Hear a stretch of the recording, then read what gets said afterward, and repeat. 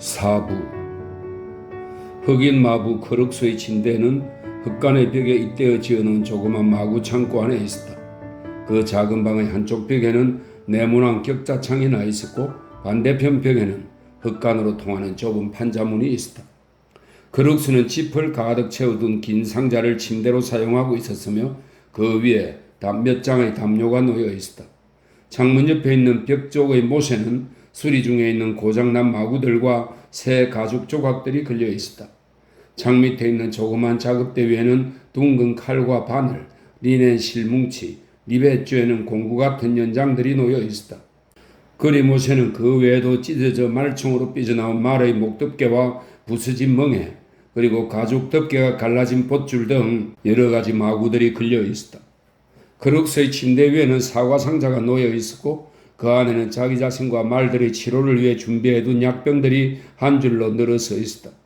또한 마구 씹는 비누를 담아둔 깡통과 버러시를 걸쳐놓은 끈적거리는 타르 깡통도 놓여 있었다. 그리고 마룻바닥에는 그의 소지품들이 이리저리 흩어져 있었다. 크룩스는 그 방에서 혼자 지냈으므로 물건들을 아무 곳이나 던져두어도 상관할 사람은 없었다. 또한 마부이며 절름발이였기 때문에 다른 일꾼들보다 더 오래 이곳에 머물 수 있었다. 그래서 그동안 자신이 짊어질 수 없을 만큼 많은 소지품을 모았던 것이다. 크룩스는 여러 켤레의 구두와 고무장화 그리고 커다란 자명종과 엽총을 가지고 있었다. 또한 너덜너덜해진 사전과 누더기가 되다시피 한 1905년도판 캘리포니아주 민법 책 같은 책들도 가지고 있었다. 침대 위에 특별히 만들어 놓은 선반에는 다해진 잡지와 더러워진 책 몇 권이 놓여 있었고 침대 머리맡의 벽에 박아놓은 못에는 큼지막한 금태 안경이 걸려 있었다. 자존심 강하고 다른 사람들과 잘 어울리지 않는 크룩스의 방은 그럭저럭 깨끗하게 청소가 되어 있었다. 그는 다른 사람들과 어느 정도 거리를 유지하며 지냈으며 다른 사람들도 그렇게 해주기를 원했다. 구부러진 척추로 인해 그의 몸은 왼편으로 기울어져 있었으며 움푹 패인 두 눈은 눈빛을 더욱 강렬하게 보이도록 했다. 야윈 얼굴엔 주름살이 깊게 패여 있었고 고통을 참고 있는 듯 꾹 담은 얇은 입술은 얼굴색보다는 연한 빛을 띠고 있었다. 토요일 밤이었다. 흙간으로 통하는 문이 열려져 있었고 그것으로부터 말들이 움직이는 소리가 들려왔다. 발을 옮겨 딛는 소리, 근초 씹는 소리, 굴레 사슬이 짤랑거리는 소리 등이 들려왔다. 마부의 방에 켜있는 작은 전구로부터 노란 빛이 희미하게 비추어지고 있었다. 자신의 침대 위에 앉아있는 크룩스의 셔츠 뒷자락은 작업복 바지 밖으로 흘러나와 있었다. 그는 한 손에 문지르는 연고가 담긴 병을 들고 다른 한 손으로 자신의 척추를 문지르고 있었다. 가끔씩 자신의 분홍빛 손바닥에 약을 떨어뜨려 셔츠 밑으로 넣은 후 비벼댔고 등 쪽으로 근육을 펴며 몸을 떨었다. 아무런 소리도 없이 레니가 문가에 나타나더니 가만히 서서 방 안을 들여다보았다.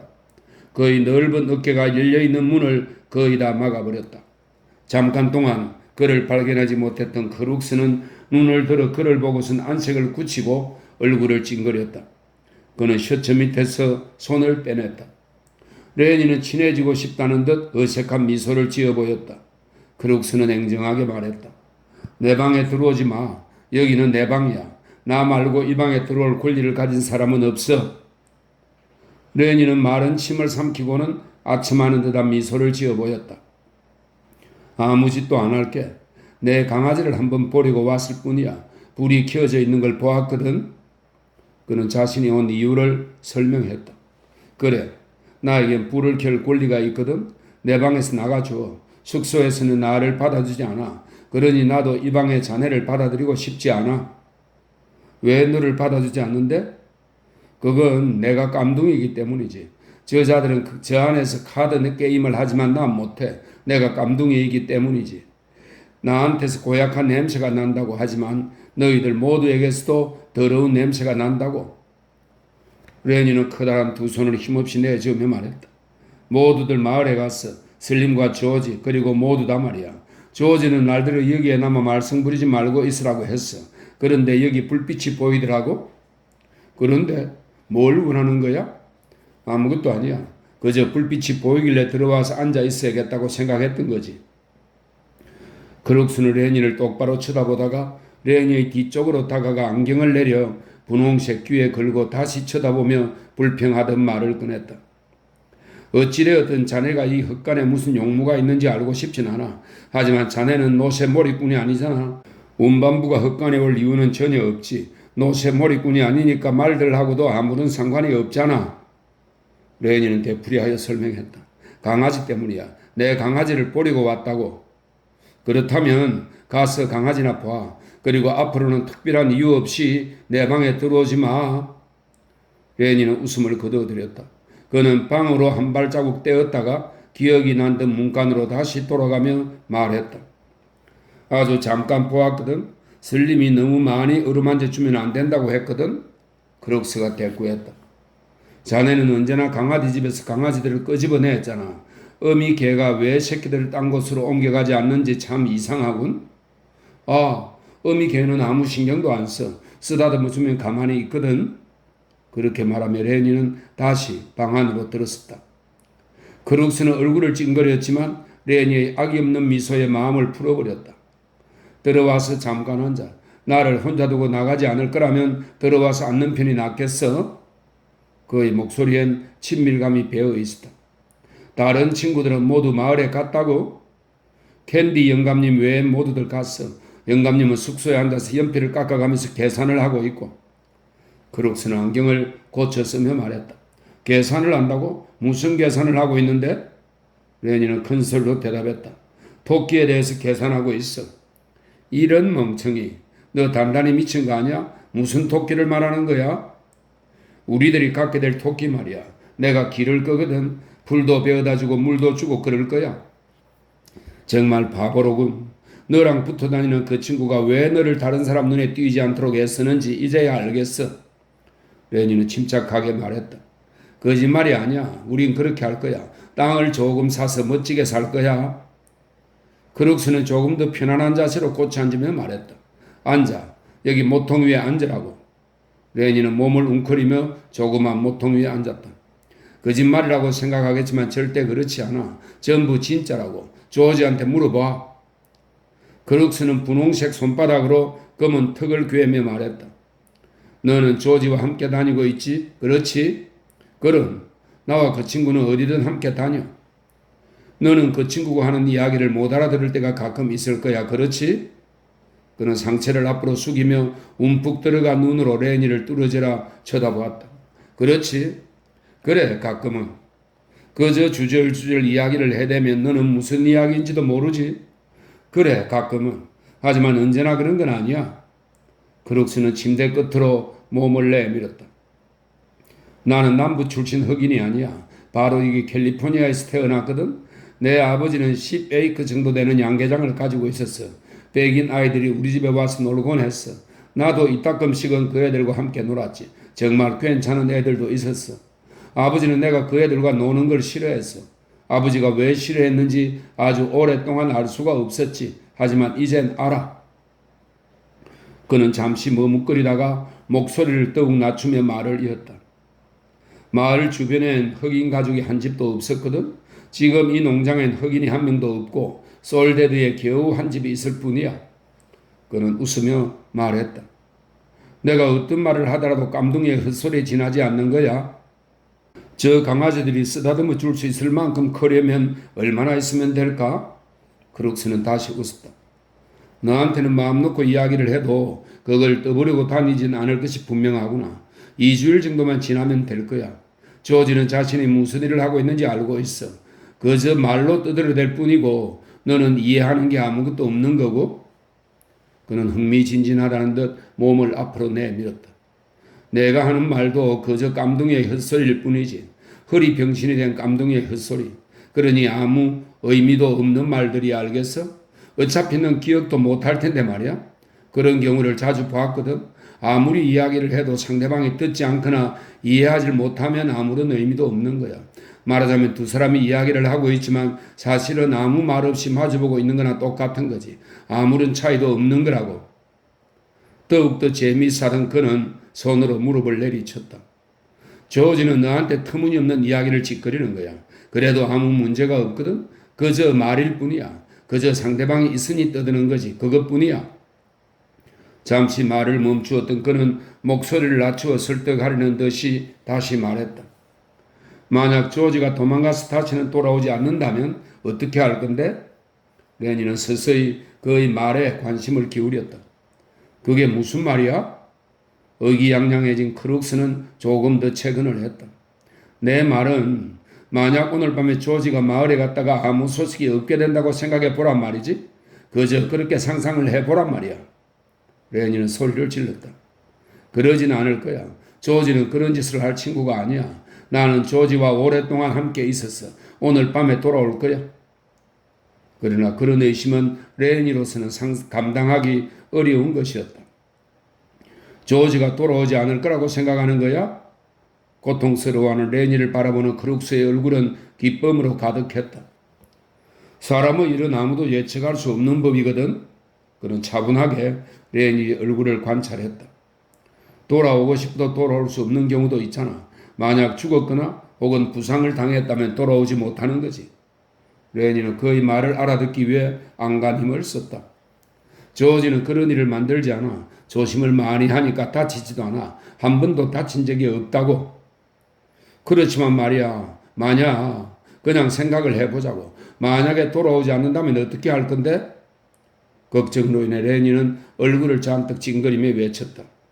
잘 모르겠어. 그런데 왜 그런 말을 하는 거야? 그럴 리가 없어. 조지는 다치지 않아. 크룩스는 더욱 집요하게 레니를 물고 늘어졌다. 어떤 일이 벌어지게 되는지 말해줄까? 사람들은 너를 정신병원으로 보내버릴 거야. 개처럼 목에다 줄을 매달아서 말이야. 갑자기 레니는 두 눈을 부릅뜨고 가만히 있다가 서서히 성난기색을 드러냈다. 자리에서 일어난 레니는 위협적인 태도로 크룩스에게 다가갔다. 누가 조지를 다치게 했지? 크룩스는 자신에게 위험이 닥쳐오고 있음을 느꼈다. 그는 도망치기 위해 침대 뒤편으로 물러났다. 그냥 추측일 뿐이야. 조지는 다치지 않았어. 아무 문제 없어. 곧장 돌아올 거야. 레니는 우뚝 서서 그를 내려다보았다. 왜 그런 추측을 하는 거지? 누구도 조지가 다칠 거라는 추측을 하면 안 돼. 크룩스는 안경을 벗어 손가락으로 안경 알을 닦았다. 자, 앉아. 조지는 다치지 않을 거야. 레니는 모통으로 돌아가 앉으며 씩씩거렸다. 조지가 다칠 거라는 말도 함부로 못하게 할 거야. 크룩스가 조심스럽게 말을 건넸다. 이제 내가 무슨 말을 하고 있는지 알겠지? 너한테는 조지가 있고 또 돌아온다는 걸 알고 있잖아. 그런데 만약 너한테 아무도 없고 또 깜둥이이기 때문에 숙소에 들어가지도 못하고 카드 노래도 못한다면 기분이 어떨 것 같아? 숙소 밖에서 책이나 읽어야 한다고 생각해 봐. 물론 말편자 던지기를 할 수 있지만 그것도 어두워지기 전까지만이야. 그 후로도 책을 읽을 수밖에 없단 말이야. 책이란 아무짝에도 쓸모없는 거야. 사람에게는 가까이 지낼 누군가가 필요하거든. 그는 푸념을 늘어놓다가 소리를 질렀다. 자기 곁에 아무도 없는 사람은 미쳐버리고 말지. 함께 있는 사람이 누구이건 상관없어. 그저 함께 있기만 해도 돼. 그러니까 내 말은 너무 외로우면 미쳐버린다는 거죠. 조지는 돌아올 거야. 레니는 급에 질린 목소리로 스스로를 안심시키듯이 말했다. 조지가 벌써 돌아왔을지도 몰라. 가보는 게 좋겠어. 너에게 겁을 주려고 그런 건 아니야. 그는 돌아올 거야. 나는 내 이야기를 하고 있는 거야. 밤에 여기 혼자 앉아서 책을 읽거나 생각을 하거나 그저 부질없는 공상을 하거든. 때때로 어떤 생각이 떠올라도 그게 옳은 건지 잘못된 건지를 말해주는 사람이 아무도 없어. 어떤 것을 보게 되어도 그것이 옳은지 그런지 알 수가 없다고. 다른 사람도 그걸 보았는지 물어보고 싶어도 그럴 사람이 아무도 없는 거야. 말할 상대도 없어. 그러니 판단할 기준이 없는 거지. 내가 여기서 무언가를 봤다고 쳐봐. 술에 취한 건 아니었지만 깜빡 잠이 들었을지도 모르지. 그때 누군가가 내 옆에 있었다면 내가 잠을 자고 있었는지 어쨌는지 알려주었을 거고 그러면 아무런 문제가 없을 거야. 하지만 나는 아무것도 알 수가 없단 말이야. 크룩스는 맞은편에 있는 창을 쳐다보고 있었다. 레니는 괴로운 표정을 지으며 말했다. 조지가 날 버리고 가진 않을 거야. 그런 사람이 아니라는 걸 난 알고 있거든. 마구는 꿈속을 헤매듯 말을 이었다. 아버지의 양계장에서 지내던 어린 시절이 기억나. 형이 2명 있었어. 그들은 언제나 내 곁에 있었어. 우리 셋은 언제나 같은 방, 같은 침대에서 자곤 했지. 딸기밭도 있었고 콩밭도 있었어. 햇빛이 좋은 날은 아침에 닭들을 콩밭에 풀어놓아 주곤 했어. 형들은 담장에 앉아 지키고 있었어. 그 하얀 닭들을 말이야. 레니는 차츰 이야기에 이끌리기 시작했다. 조지는 토끼를 먹이기 위해 콩밭을 가꿀 거라고 했어. 무슨 토끼? 우린 토끼도 기르고 딸기밭도 만들 거야. 이런 멍청이. 진짜야. 조지한테 물어봐. 크룩스가 업신여기듯 말했다. 바보 같은 소리는 하지도 마. 그런 멍청한 생각을 품은 채 덩찜을 쥐고 길을 따라 농장에 왔던 사람들을 수도 없이 봤어. 무지하게 많았지. 그 자들은 왔다가 금방 그만두고 떠났어. 모두 다 머릿속으로 땅 한 조각을 갖는 것을 꿈꾸지만 그렇게 되는 사람은 아무도 없지. 천국에 가기를 원하는 거나 마찬가지야. 모두들 작은 땅 한 조각을 원하지. 나는 여기에서 책을 많이 읽었거든. 천국에 가는 사람도 없고 땅을 갖게 되는 사람도 없더라고. 그저 머릿속에나 있는 거지. 자나깨나 그 이야기만 하지만 땅은 머릿속에만 있을 뿐이야. 그는 하던 말을 멈추고 열려있는 문을 바라보았다. 말들이 부산하게 움직이면서 굴레 사슬이 부딪히는 소리가 들려왔다. 말 한 마리가 힝거리며 울었다. 누군가가 저기에 있는 것 같은데 설림일지도 몰라. 가끔 설림은 하룻밤에도 2-3번씩 오거든. 설림은 진짜 노쇠몰이꾼이야. 자기가 거느리는 말을 항상 돌보거든. 그는 고통스럽게 몸을 이렇게 세우더니 문 쪽으로 나갔다. 설림, 캔디 노인의 목소리가 들려왔다. 설림은 마을에 갔어. 레니를 못 봤나? 몸집 큰 녀석 말이에요. 그래, 이 주변에서 못 봤어? 여기 있어요. 크룩스는 짤막하게 대답하고 그의 침대로 돌아가 누웠다. 캔디 노인은 문간에 서서 잘라진 팔목을 긁으며 불빛이 환한 방 안을 멍하니 들여다보았다. 그는 방 안으로 들어가려고 하지 않았다. 레니, 할 말이 있어. 그 토끼들을 계산해 보았거든. 크룩스가 짜증스럽게 말했다. 들어오고 싶으면 들어와도 돼요. 캔디 노인은 난참 표정을 지었다. 들어가도 괜찮다면야 들어가지. 들어와요. 누구나 다 들어올 수 있는 곳이니까 영감님도 들어와도 돼요. 크룩스는 짐짓 환한 표정으로 애써 기쁜 마음을 감추었다. 방 안으로 들어선 캔디 노인은 여전히 난감한 표정을 지으며 크룩스에게 말을 건넸다. 작지만 정말 아늑한 방이로군. 이런 방을 혼자 쓰고 있으니 참 좋겠어. 물론이죠. 창문 밑에 거름 구덩이가 있는 정말 대단한 곳이죠. 레니가 갑자기 끼어들었다. 토끼 이야기를 했었잖아요. 캔디 노인은 잘라진 손목을 긁으며 망가진 말덮개 옆의 벽에 기대어 섰다. 크룩스나 나나 오랫동안 여기에 살았지만 이 방에 들어온 건 처음이로군. 크룩스는 우울한 목소리로 대답했다. 다들 깜둥이 방에는 절대로 들어오지 않거든요. 설림 말고는 들어와 본 사람이 없어요. 설림하고 주인 이외에는. 캔디 노인은 재빨리 화제를 돌렸다. 설림만큼 훌륭한 노쇠몰이꾼은 본 적이 없어. 레니는 늙은 청소부 쪽으로 몸을 굽혔다. 토끼에 대해 말해봐요. 캔디 노인은 미소를 지으며 말했다. 계산을 다 해봤거든. 제대로만 한다면 토끼를 키워서 돈을 조금 벌 수 있을 것 같아. 레니가 말을 가로챘다. 하지만 토끼는 내가 기를 거예요. 조지는 내가 보살피게 해준다고 했어요. 그렇게 약속했다고요. 크룩스가 아주 퉁명스럽게 대화에 끼어들었다. 당신들은 스스로 눈 가리고 아웅하고 있는 거야. 그놈의 땅 이야기를 수없이 하고 있지만 결국은 갖지도 못할 거야. 영감님은 관속에 들어갈 때까지 여기에서 청소부로 일하게 될 거예요. 그런 작자들을 수없이 봤거든. 레니도 2-3주만 지나면 여길 그만두고 떠나게 될 거요. 다른 작자들처럼 머릿속에만 땅을 가지고 있을 거고. 화가 치민 캔디 노인은 뺨을 벅벅 비벼댔다. 이런 젠장, 우린 해낼 거야. 조지가 그렇게 하겠다고 말했어. 돈도 준비되어 있다고. 그래요? 그런데 조지는 지금 어디가 있죠? 읍내에 있는 장례집에 있겠지. 당신들의 돈이 어디로 새 나가겠어요? 제길 그런 일은 너무나 자주 봤다고요.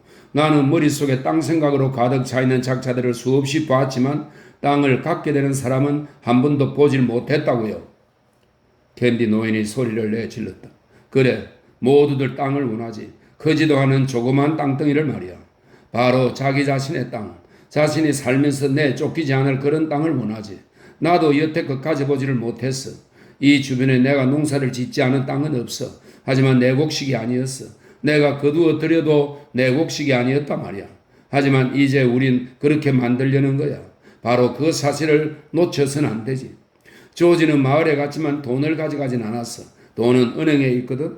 나와 레니와 조지는 우리들만의 방을 갖게 될 거야. 우린 개와 토끼, 닭도 기를 거야. 옥수수도 심고 아마 암소와 염소도 키우게 될 거야. 말을 멈춘 캔디 노인은 자신이 그린 상상 속의 그림에 푹 빠져들었다. 돈이 준비되어 있다고요? 그럼 거의 다 됐어. 조금만 더 벌면 돼. 한 달 안에 다 벌게 될 거야. 땅은 조지가 이미 다 알아봐 놓았거든. 크룩스는 손을 뒤로 돌려 척추를 문질렀다. 난 진짜로 땅을 사는 작자는 한 명도 보질 못했어요. 땅을 가지고 싶어서 그저 돌아버린 작자들을 본 적은 있어요. 하지만 언제나 땅을 사는 대신 장려촌이나 도박에 빠져버리곤 했죠. 그는 잠시 머뭇거렸다. 만약 무료로 쓸 일꾼이 필요하다면 먹여주기만 한다면 내가 가서 일을 해줄게요. 내 몸이 불구이긴 하지만 하려고만 들면 일을 전혀 못할 정도는 아니니까 말이에요. 누구 클리를 본 사람 없어요? 문쪽으로 고개를 돌리자 그곳에 클리의 아내가 실내를 들여다보고 있었다. 그녀는 짙은 화장을 하고 있었으며 입술은 살며시 열려 있었다. 그리고 막 뛰어온 사람처럼 숨을 거칠게 몰아쉬었다. 클리는 여기 오지 않았어. 캔디 노인이 심술궂게 대답을 했다. 여자는 그대로 문간에 서서 그들을 향해 미소를 지으며 엄지와 검지 손가락으로 다른 손의 손톱들을 만지작거렸다. 한 사람씩 차례로 훑어보던 여자가 마침내 한마디 내뱉었다. 쓸모없는 사람들만 남겨놓고 갔군. 모두 다 어디에 갔는지 내가 모를 것 같아요. 클리까지 갔잖아요. 그들이 어디에 갔는지 난 알고 있어요. 레니는 넋을 놓고 그 여자를 바라보고 있었다. 그러나 캔디 노인과 크룩스는 얼굴을 찌푸리며 그녀의 시선을 피했다. 캔디 노인이 말했다. 그렇게 잘 알고 있으면서 클리가 어디에 있는지는 왜 묻소? 여자는 재미있다는 듯 그들을 살펴보았다. 참 웃기는 일이지 뭐예요? 혼자 있는 사람을 붙들고 말을 붙이면 이야기가 잘 풀리는데 둘만 되어도 말을 하지 않으려고 하거든요. 괜히 화만 내죠. 여자는 손가락을 내려뜨리더니 두 손을 엉덩이에 올렸다. 당신들은 서로를 두려워하고 있어요. 바로 그거죠. 다른 사람이 자기한테 무슨 해코지를 하지는 않을까 하고 겁을 내고 있어요. 잠시 침묵을 지키던 크룩스가 말했다. 이제 그냥 집으로 돌아가는 게 좋을 것 같소. 우리 말썽이 생기길 원치 않거든. 당신들을 곤란하게 만들진 않을 거예요. 하지만 나도 가끔은 누군가와 이야기를 하고 싶거든요. 하루 종일 집 안에만 틀어박혀 있다고 생각해 봐요. 어떨지? 캔디 노인은 잘린 손목을 무릎 위에 올려놓고 다른 손으로 그것을 천천히 문지르며 비난하는 말투로 말했다. 당신에게 남편이 있지 않소. 다른 사내들 주변을 싸돌아다니면서 쓸데없이 말썽을 일으키면 안 되거든. 여자가 불끈 화를 냈다. 그래요. 나에게 남편이 있어요. 모두들 잘 알고 있겠지만 좀 그만한 인간이잖아요. 그는 하루 온종일 자기가 싫어하는 사람들을 어떻게 해치울 건지에 대해서만 말하죠. 그리고 그가 좋아하는 사람은 한 명도 없죠.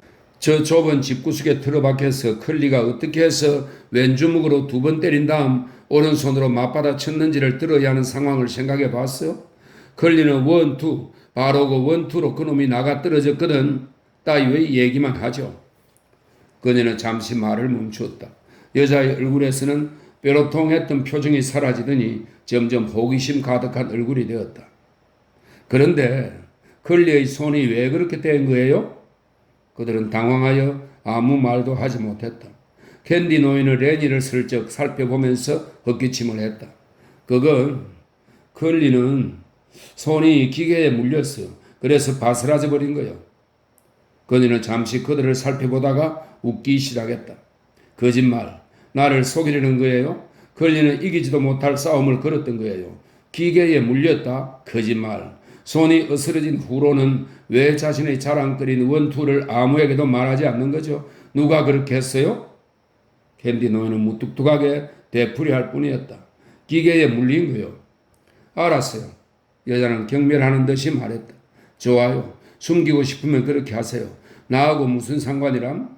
당신들처럼 등짐이나 짊어지는 떠내기들은 자신들이 똑똑하다고 생각하죠. 나를 어린애 취급하는 거예요?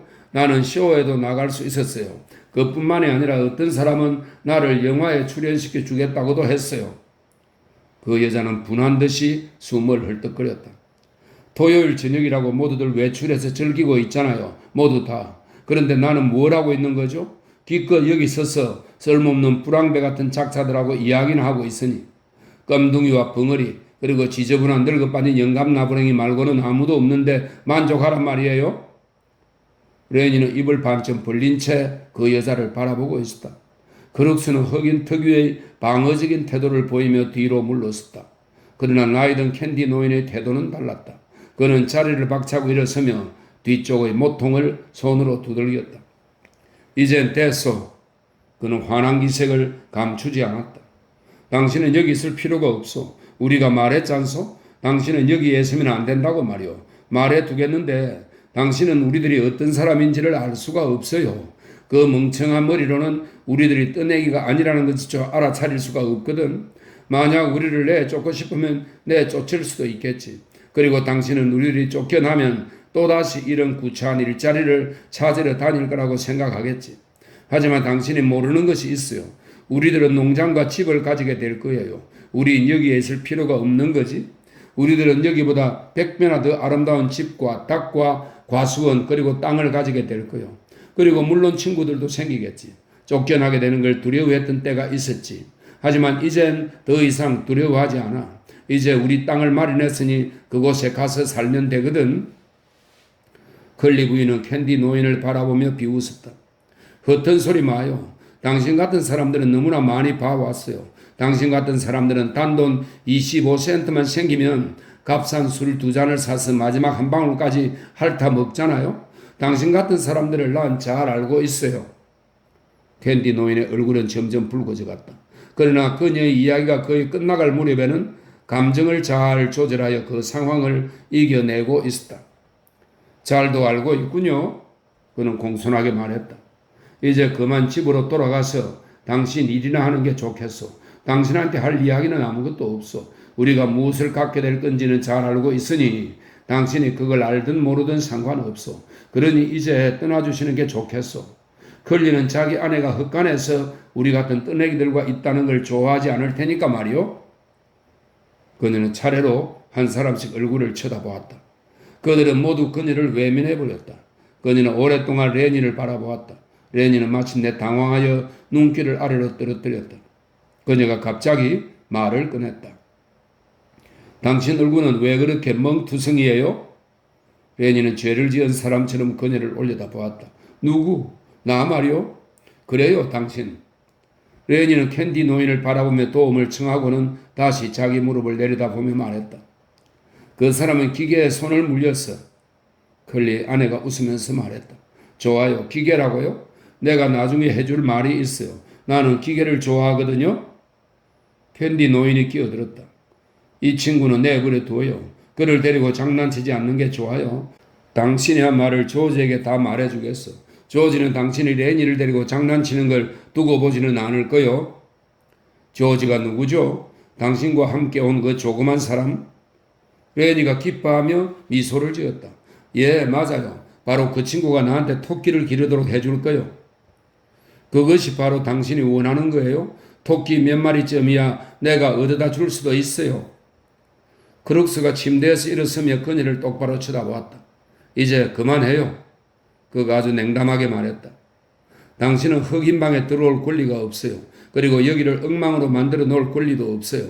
이제 그만 나가주세요. 빨리.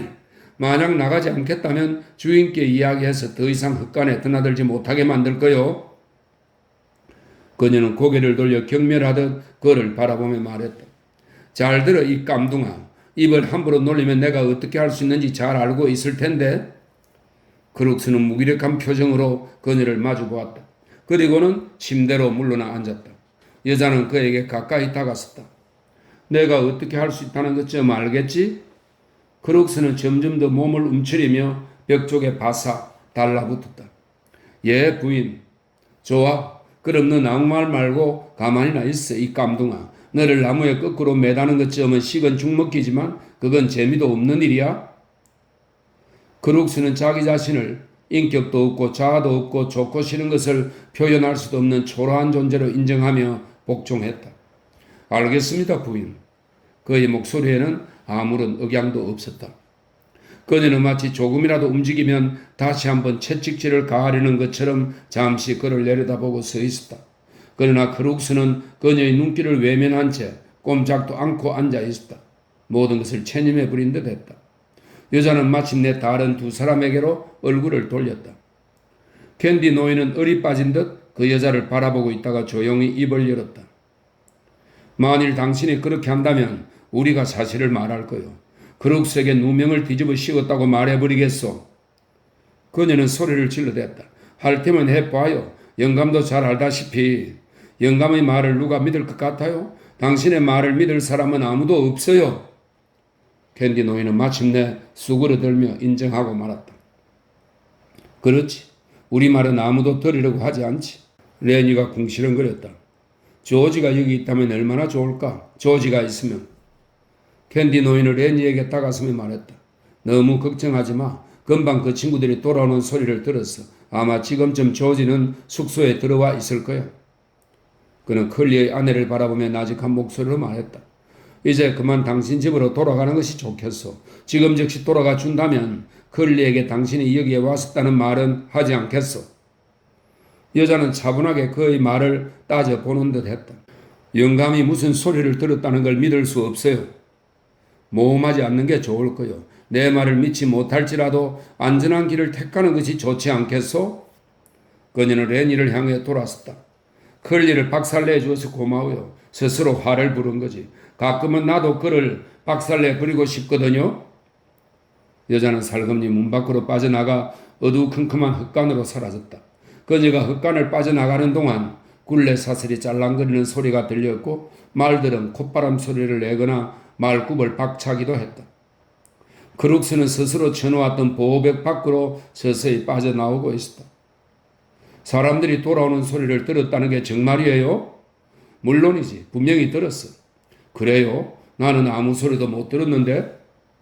꽝 하고 문 닫는 소리가 났어. 제기랄. 클리 옆에는 아무 소리도 내지를 않는단 말이야. 분명히 아주 많이 연습을 했을 거야. 크룩스는 이제 어떤 이야기에도 끼어들지 않으려 했다. 당신들도 이제 가는 것이 좋겠어요. 그리고 이제 다시는 여기 오지 말아요. 아니 꼽더라도 깜둥이는 깜둥이답게 굴었어야 했는데 그 계집이 해서는 안 될 말을 했던 거야. 크룩스가 느릿느릿 대답했다. 그건 아무렇지도 않아요. 당신들이 들어와 앉아있는 바람에 내가 깜빡한 거죠. 그 여자 말이 맞아요. 흙간의 말들이 히힝거리고 쇠사슬 부딪히는 소리가 들려오더니 누군가를 부르는 소리가 들려왔다. 레니, 어이 레니, 흙간에 있어? 조지 목소리야. 레니가 반색을 하며 곧바로 대답했다. 여기야 조지, 나 이 안에 있어. 잠시 후에 문간에 나타난 조지는 못마땅한 표정으로 주위를 둘러보았다. 크룩스의 방에서 뭘 하는 거야? 여기엔 들어오지 않는 게 좋은데. 크룩스가 고개를 끄덕였다. 나도 그렇게 말했어. 그런데도 그냥 들어오더라고. 왜 내쫓아 버리질 않았어? 나는 아무래도 상관없어. 레니는 좋은 녀석이니까. 캔디 노인은 그제서야 기운을 차리며 말했다. 이봐 조지, 내가 계산을 여러 번 해보았거든. 토끼를 기르면 돈을 얼마나 벌 수 있는지까지도 계산해 냈거든. 조지는 얼굴을 찌푸렸다. 그 이야기는 아무에게도 해서는 안 된다고 말했잖아요. 캔디 노인은 풀죽은 목소리로 대답했다. 크룩스 말고는 아무한테도 말하지 않았어. 이제 다들 여기에서 나가요. 제기랄. 정말 1분도 눈을 뗄 수가 없다니까. 캔디 노인과 레니가 자리에 쓰려나 문가로 다가설 때 크룩스가 불렀다. 캔디 영감님, 내가 괭이질이나 허드렛 일을 할 수 있다고 했던 말 기억해요? 그럼 기억하고 있지. 그런데 그 말은 잊어버려요. 진심이 아니라 그냥 농담이었어요. 난 그런 곳에는 별로 가고 싶지 않거든요. 그래? 알았어. 자네가 그렇게 생각한다면 할 수 없지. 잘 자라고. 세 사람은 문 밖으로 나왔다. 그들이 흙간을 가로질러 가는 동안 말들이 힝거리며 쇠사슬 부딪히는 소리를 냈다. 침대 위에 앉아 잠시 문간을 바라보고 있던 크룩스는 다시 약병을 집어들었다. 셔츠 뒷자락을 끄집어낸 그는 분홍색 손바닥에 문지르는 연고를 약간 붓고 손을 등 뒤로 돌려 천천히 허리를 문지르기 시작했다.